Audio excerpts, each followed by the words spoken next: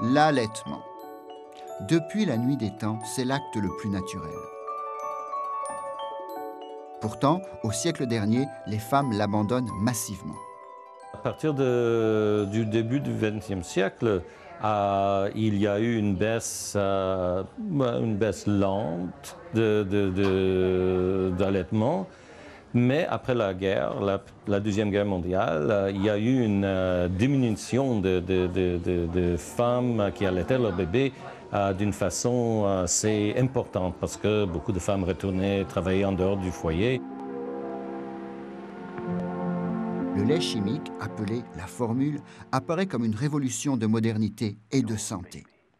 Les publicités vont convaincre la population du bienfait de la formule chimique. Les médecins m'indiquent que les laits artificiels, les laits sont meilleurs que l'allaitement, c'est plus scientifique. Et donc, de plus en plus, ça a baissé jusqu'à 1972 à peu près, où seulement 25% des femmes commençaient à l'allaitement.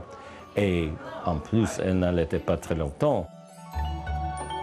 Aujourd'hui, virage à 180 degrés. Les organismes de santé ont commencé à promouvoir l'allaitement et à dire que c'était bon pour la santé de l'enfant et de la femme. Alors, on a vu une augmentation à un certain moment donné. Si la liste des ingrédients du lait dit de formule vous paraît longue, attendez de voir celle du lait maternel. Difficile à égaler. We have a very high initiation rate here in Toronto. About 96% initiate breastfeeding.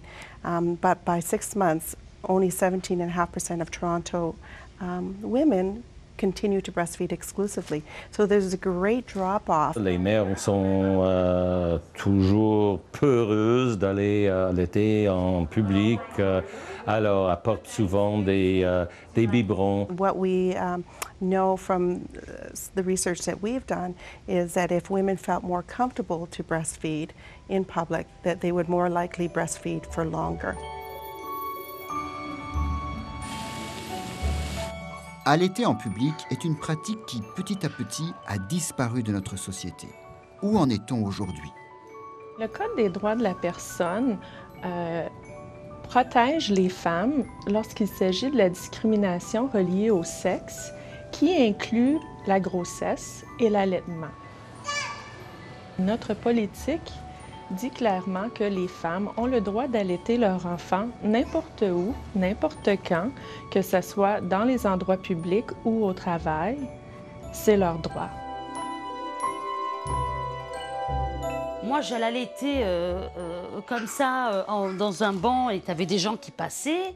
Et par contre, moi, c'était le regard d'un homme qui m'a un peu pétrifiée. Il s'est retourné, il est passé, il s'est retourné. Bon, pour moi, c'était presque une violation. C'est normal qu'il y ait encore des gens qui, des fois, ont des problèmes avec ça. Ils sont inconfortables, ils voient ça comme la nudité. Dans un grand magasin, je vais rentrer dans des cabines d'essayage pour m'enfermer pour pouvoir l'allaiter. Parce que je sais que je vais déranger personne. Comme solution, certains commerces proposent un espace réservé pour l'allaitement. Il devrait y avoir une affiche dans le centre d'achat.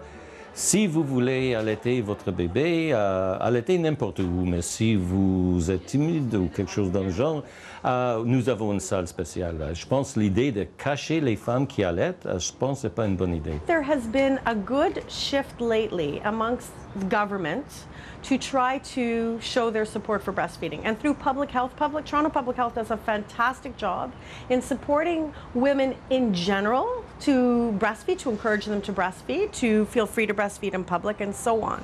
I think where we fall short is that we are not able to help the mothers technically.